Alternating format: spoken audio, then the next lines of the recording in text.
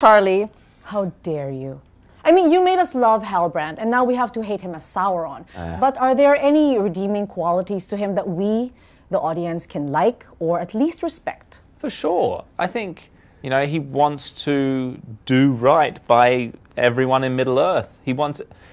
All he wants, if I put it really simply, he just wants Middle-earth to be nice and green and beautiful. Does he want the people to be happy? Yeah, exactly that. He thinks... Or alive. Yeah. Good point. He wants everyone to be happy, and the way for them to be happy is to listen to him and do what he wants. Okay. So he's lording it over everyone Exactly. anyway. As long as everyone does what I want, then they'll be happy. And I'll be even happier. Now, Ismael, you basically manifested being in this show. Yes, yes, yes. Because one of the first videos you ever bought as a kid, when you were young, was the Lord of the Rings trilogy DVD, Yes, right? yes, yes. Can you tell us more about this manifestation? Because I might go to your school of manifestation. Oh, listen, it's a strong one. It's a strong one. I don't follow anyone's method about it, but I do think that you put it forward, you write it down, you have it in front of you, and you can create that for yourself. Like for me, I grew up like in the mountains of Puerto Rico, like very poor area, and I heard about this thing, you know, Lord of the Rings, blah blah, and DVDs were just starting to come out. 1990 something, wow. And you weren't born yet. Yeah, you were not even a thought. I was mowing lawns, washing cars, like saving up to get this. And one of the first movies that I got was the Lord of the Rings DVD. And being a kid from the mountains, you know, that's what the power of fantasy is so strong. This poor kid from the mountains related so much to an elf. The relationship with the forest, the nobility, the reverence to the trees, all of that. I was like, oh, this is like me. This is like me. I understood the love, because one of my best friends growing up was this mango tree.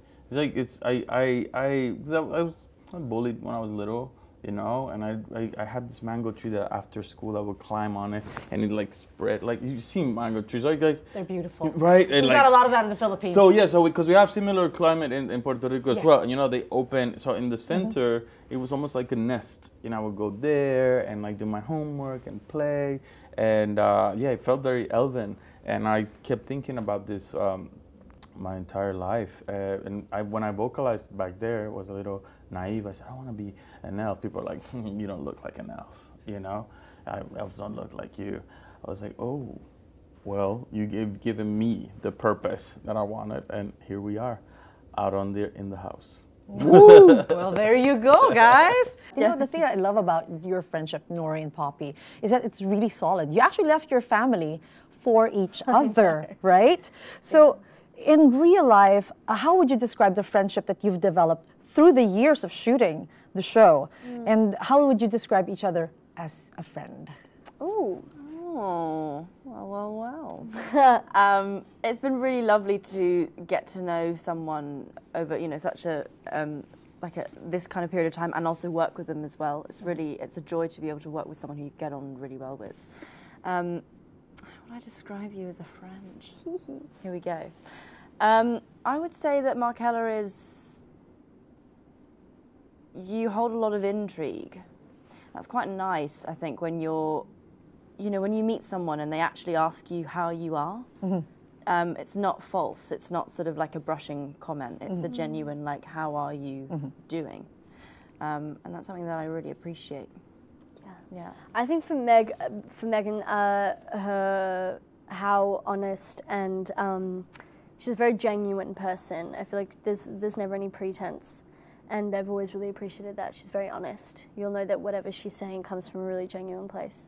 Now, Tyroe, being the baby of the group, really, you're the youngest. Yeah. You're the baby of the group. What lessons have you learned from just observing them and talking to them? Perhaps an advice or two. I think it's everyone has been so like, it's so funny because I'm like cradled almost by this cast. Everyone's like, oh, Tyroe.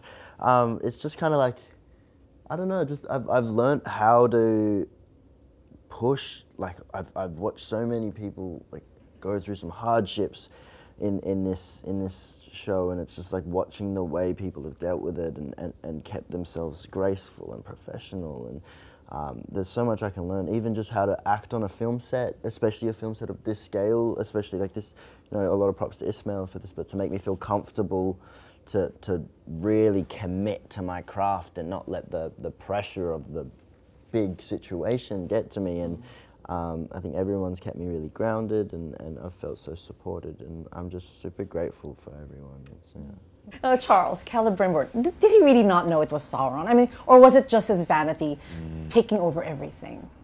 Well, no, he didn't have a clue it was Sauron. And when Halbrand arrives and then reinvents himself as Anatar, as a god in front of him, he still hasn't got a clue it's Sauron. And takes this sign as a you know, this being has come to, you know, look after him, to elevate him, and to further him. So you've taken your ears off. Yeah, just yeah. I just question. turned around and they're gone. I know, see? 2 seconds, right? I wasn't kidding. God, if only it was like that in prosthetics. No, but he you know, this moment that he has when in the forge, when he appears as Anatar is absolutely extraordinary for Celebrimbor, and he's totally besotted and bewitched. So no, Sauron never comes into question. Trystan, in general, people don't like politicians. So, what should people appreciate about Pharazôn? I think people should appreciate that he's more than a politician, that he is an ex-sea captain. He's somewhat of a philosopher. You have to be, I think. I think people who are in positions of power, especially in a sort of classical kingdom like what Numenor is, you are just more than what your job is, you know? You're multifaceted. I think he's a very, how can I say, very versatile man. He's very adaptable. And I think that's something to be appreciated, I think. If you want a leader, I think that's the guy, I think. I beg to differ. JD, this question is from the Philippine Tolkien Society. What can we expect as far as lifting elements from the Tolkien books versus crafting new story arcs surrounding the new characters that you're bringing in? Well, so this season is all about the Rings of Power. You know, so you're going to see the 3 elven Rings of Power that were forged at the end of season 1, and you're going to get to see some of the powers that they have that come right out of canon. Tolkien talked about them having the power of healing, and so you'll see some of that this season. You'll also see Sauron going in the guise of Anatar to Eregion, where he's going to manipulate Celebrimbor into making the 9 rings for men and the 7 rings for dwarves. You know, so that is another element that goes right out of canon. And then also we're going to see the Siege of Eregion, which is something that I think fans have been waiting to see for decades now. It's going to take 3 episodes to do it. It's going to be a really involved siege that will have an aerial bombardment. There's a water component. There's a component where it's a horse charge, and there's fighting in sort of the muck of the mud, and there's a fight in a wall. There's a troll. There's stuff on battlements. There's a sort of street-to-street, sort of Stalingrad-esque, sort of like fight in the streets. So I mean, it's a battle that takes place over multiple weeks, as an actual siege would. So I think that's a lot of stuff that you're going to see that kind of comes from canon. And then also there are new places that we're exploring, like with our Harfoots, as we're going out to Rune. We're expanding the map and going some places that Tolkien sketched but never really fully rendered. So it's a good mix of canon and then new discovery. So something for everyone. Something for everyone. And also, people didn't have to see season 1 to appreciate this. We're going to have a 2-minute recap at the beginning, and you can jump right in. It's a great time to come to the story. Now, Ismael, you cried the first time you saw yourself in full Arondir costume. Absolutely. Do you still get overwhelmed? I do. I think it's very beautiful and important to stay fresh in your gratefulness, your gratitude, and the specialness of it all. And I still look at myself in the mirror and on this set, and I can't believe it, because it's important to believe that you belong there. But I just feel. Talking about all these things about purpose, I get deep. Talking about purpose and all. I like deep. It's like it is hard. Not many people in their lifetimes have a dream that they fulfill. So to see a full dream fulfilled, it's such a fortunate thing. so that doesn't go over my head. So every time that I'm on set and I'm doing these things and I'm working here with you, and I saw, as I said, you saw Instagram stories that you were researching and doing all these things, how special it is that this is my life, that you care about my story, you care about our stories, you spent hours going in there to make sure that my story was out there in a beautiful way. You know what I mean? Like it's beyond my wildest dreams. And I'm very, very present in that. I'm very grateful for this opportunity, very grateful to meet people like yourself, and thank you for that. Cynthia, Muriel loses her sight, her father, and if we go by the book, her throne to Pharazôn. So if you could, Cynthia, person to person, what would you tell Muriel? I would say trust and believe. Trust and believe. Right now, Muriel is sort of, navigating things, and in season 1, we've established this Palantir, which is as powerful a tool as the rings. And I think, her ability to sort of have these clues and insight into what might lie ahead, she's trying to avert all of that, but she doesn't quite know how, and she's taking these sort of uncertain steps, and this blindness that she suffers, it's a literal blindness, but it's also a metaphorical blindness, an allegorical blindness. So I think, this one foot in front of the other, she's trying to make sure she goes in the direction to do good in the world and to really sort of lead and guide her people. But I think first she has to sort of fight the battle within. And I think if she can trust and believe in the direction she's going in, she's going to be okay. And hopefully her people will be too. But we know Numenor is a very tragic tale, so she's going to try, but ultimately certain things are going to be out of her control. Because essentially, it's a father and son relationship on camera. So you have to create that, you have to develop that for each other. So how do you bond off set? He took me for my first halal guys in front of Times Square in New York. I've got a video. That was a great night. Yeah. We just I just think we're friends. I thought about that too. He invited me as his guest for his first ever New York Fashion Week experience. That was pretty cool. That was really fun. We had a great time.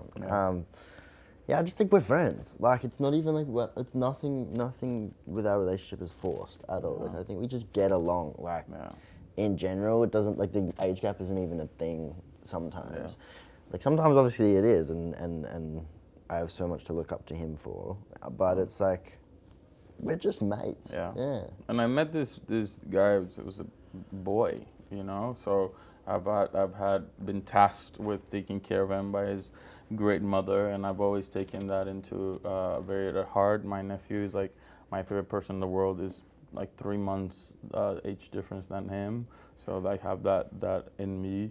But it's like it's very important to also say that it's not just we're not taking care of this kid, this young guy. He also brings a lot that is for us on set. His presence, what we're talking about being grateful, because he's seeing everything with fresh eyes and reminds us how special it is to be there, reminds us how beautiful it is to be there, and keeps it always super light with making fun of me for being super late to TikTok trends, for checking my fit and keeping me on my toes. In terms of fit, I've inspired greatly this young man. Shows. And I'm gonna not be humble about that. Charlie, Annatar is Lord of Gifts. What is the best gift you have ever received in life? Oh my God. See, that's why I took off my ears. See? Yeah. This is Serious really interesting. Really interesting. Do you want? I could give you a serious answer. That would be good. I mean, my son was born last year, and that was a gift, but I don't know from who. The universe, I guess. And that's probably the most serious answer. The other, otherwise, yeah, I haven't really got many gifts lately. Actual material possessions. I have to just buy them all for myself. But your son is the best gift. My son is the best gift, yeah. Now, Charles. Yes? Master crafter, Celebrimbor, if Yes. you could craft something, what could it be, and whom will you give it to? Anything.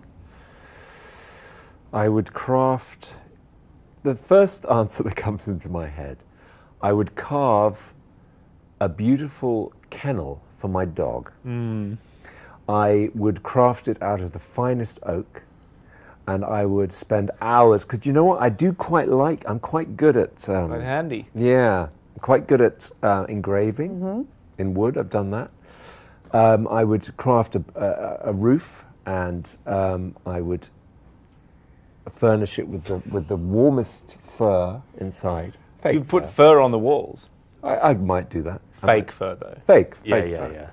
And then I would gift it to my 2-year-old dog. And then would she sleep in it, do you think? Or do you think... She'd probably sleep next to it. Yeah. Nori and the stranger teach each other lessons. What was the best lesson you've learned that you still live by even now? From the stranger? Not necessarily, from life. From life. Yeah. I think to not have a claim on an outcome. Yeah, to not live with expectations, and I saw that as well in an interview with Bryan Cranston, not to have a claim on an outcome. But I do think that it's really important to try and just be as present as possible, as difficult as it can be. It can be with social media and phones now. Most definitely, yeah. Now, what part of your personality or characteristic did you actually give to the characters that you played? Because you have to put something of you in it, right? I think there's kind of elements of indecision in him I find quite close to home. And possibly his vulnerability, all those kind of things. I think it's tricky when you're talking about Sauron. I know. Halbrand, he was a nice guy. We loved him. But Sauron, come on. Yeah, I think it's Sauron likes things to be very ordered. So this is my answer for that, I guess. That I like things to be quite neat and orderly. On my desk, in my house, everything has to be kind of lined up. And I think Sauron is very much like that as well. Just more in terms of his is like on a larger scale. Humanity needs to be ordered for him. Not so much for me. Can I ask you a question? May I ask him a question? Yes, please do. In your hotel room, for example, are your clothes hung up, or are you living out of your suitcase? It really depends. Normally hung up. Yeah. Depends how long I'm staying in a place. Though. Okay, so here probably certain things still in the suitcase. Yeah. But the suitcase is folded neatly and put away. You can't be having your suitcase just out in the hotel room. No. Okay. You've read all the Tolkien books. Everything. Right? Yeah. So who is your favorite character? And if you were not Pharazôn, which character would you wanted to have played?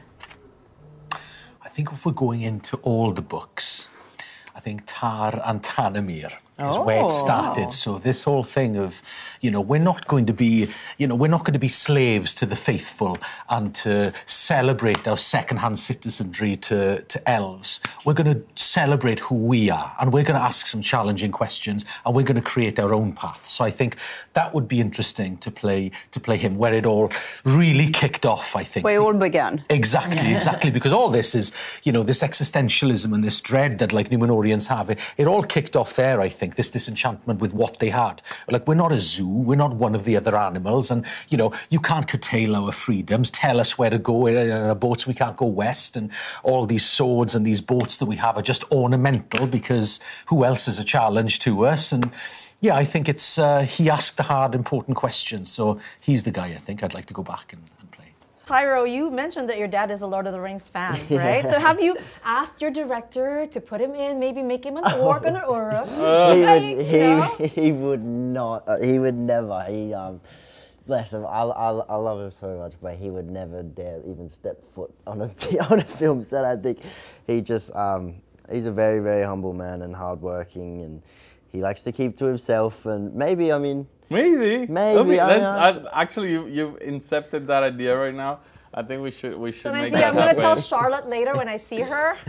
we should make that happen. In the next press tour, we're going to talk about this with you. That would frighten him to death. For season 3.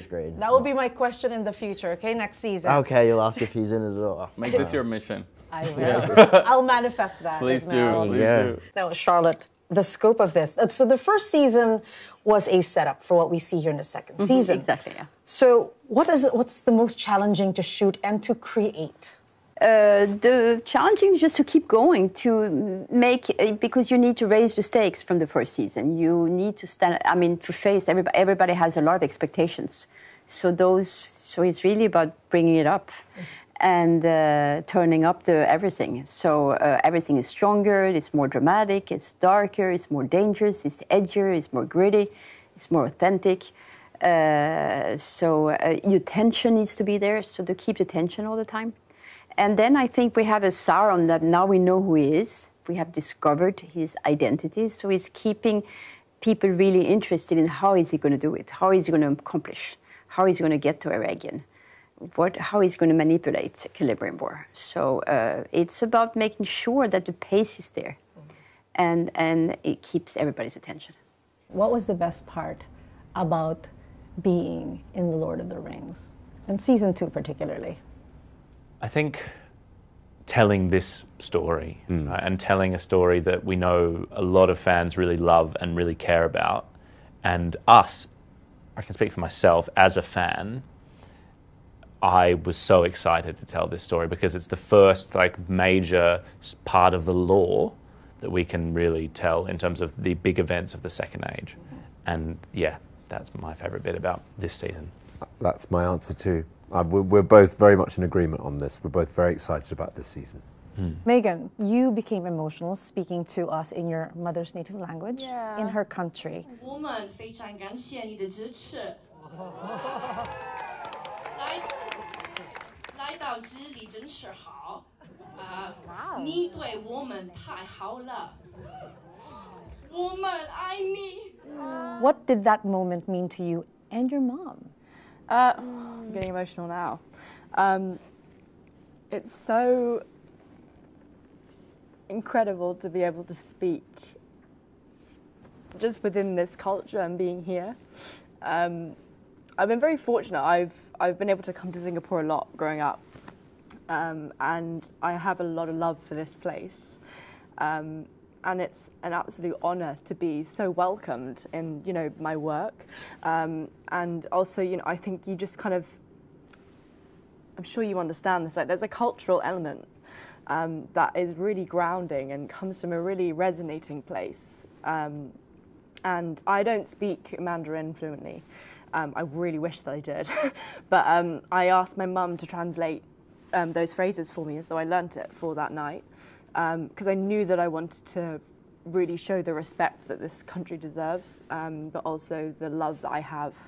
And I know that she said that she's very proud that I wanted to do that, and that I embrace my culture. And I think it's important that everyone just fully embraces who they are and where they come from. If that is something that resonates with you, and I'm just it's incredible to be here. I'm very proud. The rings give power. What in your life gives you power? I'd say my family, the people around me. That I like to hold my people very close to me, and that the support is very, very important. And to feel loved and to feel supported is very important. That's where I get my power and my belief and strength to go on. Yeah, I mean, I would second that as well. I mean, but to speak generally of that, purpose. I think having a sense of purpose, having something that drives you, because we really don't know what we're doing in this Earth, in this rock floating in space in one of trillions of galaxies. You're when you start thinking about that, what am I doing here? Having purpose, having something that guides you, is something that I'm very grateful for. Being in a show like this, representing what we represent, showing the colors that we show, playing characters that are so relatable in their human experience, that gives me a lot of power. Yeah. Oh, work, this job, shooting this story with Charlie Vickers for the last year for however many months. Yeah. Felt really empowering. Yeah. Yeah. Charles Edwards. Oh, I give him power. Yeah. That's sweet. Quite literally in terms of as an actor, but also as the Dark Lord. Celebrimbor feeds Sauron, they're at a banquet together. The bromance is Chatty alive about and life. well. Yeah. Oh. What gives me power? I know I sometimes feel what has given me employment is my beard and my eyebrows because they're big and bushy. But what gives me power, I think, is I don't know, the love of my wife, I think, and the lovely life that I have with her. Aw, that's so sweet. I feel similarly to Trystan, and I will include my husband in this. I would call them my sort of my inner circle. I have incredible people in my life, and it's a small, concentrated circle of people, but they're the people who know me thoroughly. They've known me throughout my life, and they go on the journey with you in your life, your ups, your downs, and they, if you are having that self-doubt, they can sort of hold up the mirror to you and remind you that, you've got this and you're going to be okay. But yeah, that's a great question, actually. I think, I don't know, I was told when I was really young that if you can leave a person feeling better about their day than when you first met them in some way, and kind of leave that impression that that's always a really lovely thing. So I think any kind of acts of kindness that I see, as cheesy as that sounds, that always feels quite empowering because it's people looking out for each other. That's nice. Sorry, that is really nice. It is. I'd say my independence. Yeah, that's about it, really. You used to sing Welsh before you would do the character of Farazan, right? You would sing in Welsh. Yes. Why, would you like a rendition? Oh, that would be really good. Yes, please. Mae bys Merian wedi brifo, a Dafydd y gwas ddim yn iach. Mae'r baban yn y cryd yn crio, a'r gath wedi sgramo Johnny fach. Sosban fach yn berwi ar y tân, sosban fawr yn berwi ar y llawr, a'r gath wedi sgramo Johnny fach. There we are. What Elvish words or dialogue do you remember by heart? I'm afraid to say that I only had one word in Elvish for the entire 2 seasons. Okay, what is it? Namarie. Namarie, and it means? Goodbye. Okay, take time to appreciate the ears, I know. They're amazing. You have to, I can't take my eyes off them. Yeah. Thank you so much. Oh my gosh, love your ears. Hello. Hi! Oh, Hi. I know who you are. Hi, Tyroe. Did you sleep with them? I mean, It takes 2 seconds, one for each. Amazing. Oh, really? Yeah. Oh, that's nice. You should come work with our makeup artist. We would love that kind of. I'll actually just volunteer myself as your token elf. Okay. In your next, next season. That's really cool. I love that. Thank you. Thank you so much, Charles. Thank you, Charlie, for your time. Thank you. Thank you. Thank you very much. Thank you for your ears. Thank you. They were beautiful. Thank you.